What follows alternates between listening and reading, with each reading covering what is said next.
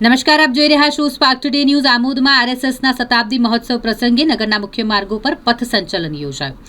રાષ્ટ્રીય સ્વયંસેવક સંઘના વિજયાદશમીના 100 વર્ષ પૂર્ણ થતા હોય આમોદમાં શતાબ્દી મહોત્સવની ઉજવણી કરવામાં આવી, જેમાં આરએસએસના યુવાનો દ્વારા અને ત્યારબાદ કદમથી કદમ મિલાવી ઘોષવાદન સાથે આમોદ નગરના મુખ્ય માર્ગો જેવા કે વણકરવાસ, કાછિયાવાડ, ઊભી શેરી, રાણા સ્ટ્રીટ, જનતા ચોક, સરીપાપુર, મચ્છી માર્કેટ, તિલક મેદાન અને દિલાવર મંઝિલ જેવા વિસ્તારોમાં પથ સંચલન કરવામાં આવ્યું।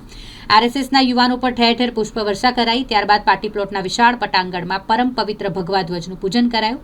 મુખ્ય અતિથિ તરીકે રામકથાકાર સાધ્વી ત્રિલોચનાબેને રાષ્ટ્રીય સ્વયંસેવક સંઘને પ્રણામ કરી પ્રસન્નતા વ્યક્ત કરી। શતાબ્દી મહોત્સવ પ્રસંગે ત્રિલોચનાબેને સંઘના પંચ પરિવર્તનના 5 સૂત્રોને યાદ કરી દરેક હિન્દુ સંગઠિત બને તે માટે આહવાન કર્યું હતું। નમસ્કાર। હિન્દુ સમાજને સંગઠિત અને શક્તિશાળી કરવાના ઉદ્દેશ્યથી 1925માં શરૂ થયેલ રાષ્ટ્રીય સ્વયંસેવક સંઘને 2025 વિજયાદશમીના દિવસે 100 વર્ષ પૂરા થયે છે। આ વિજયાદશમીના ઉત્સવ નિમિત્તે દેશભરમાં વિવિધ કાર્યક્રમોનું આયોજન થયેલ હતું।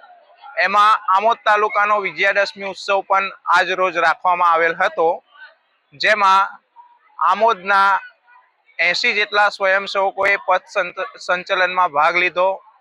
આ ઉપરાંત એક જાહેર કાર્યક્રમ હતો, જેમાં આમોદ તાલુકાના 1000થી વધુ લોકો આ કાર્યક્રમને નિહાળવા માટે પણ આવેલ હતા।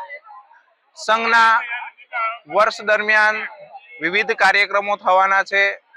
પહેલો વિજયાદશમી ઉત્સવ હતો, ત્યારબાદ ઘર ઘર હિન્દુ સંપર્ક નો પણ કાર્યક્રમ આવવાનો છે। આ ઉપરાંત પણ વિવિધ કાર્યક્રમો વર્ષ દરમિયાન રહેવાના છે। સંઘ આ વર્ષ દરમિયાન પંચ પરિવર્તનના કાર્યક્રમો પણ કરવાનું છે।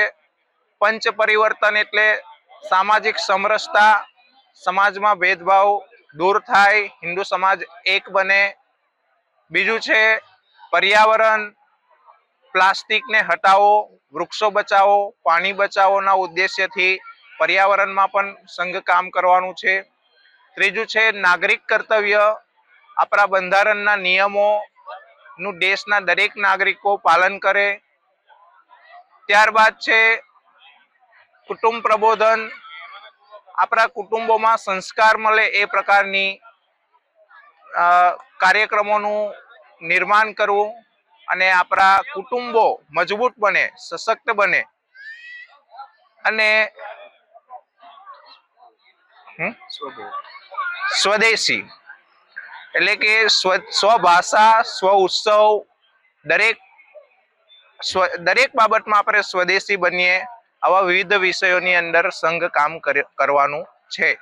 તો આ બધા જ કાર્યક્રમોમાં હિન્દુ સમાજના બધા જ લોકો સહભાગી થાય અને એક થઈને સમાજની અંદર ખૂબ મોટું પરિવર્તન લાવીએ એવી અપેક્ષા સાથે દરેક જણ આગામી બધા જ કાર્યક્રમમાં સહભાગી થાય।